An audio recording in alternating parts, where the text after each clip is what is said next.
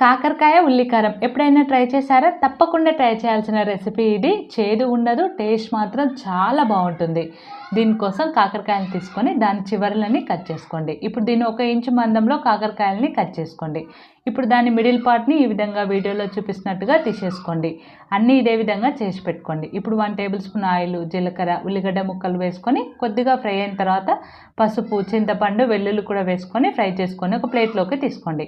అదే ప్యాన్లో శనగపప్పు, మినపప్పు, ధనియాలు కూడా వేసుకొని ఫ్రై అయ్యాక ఉల్లిగడ్డల్లోకి యాడ్ చేసుకోండి.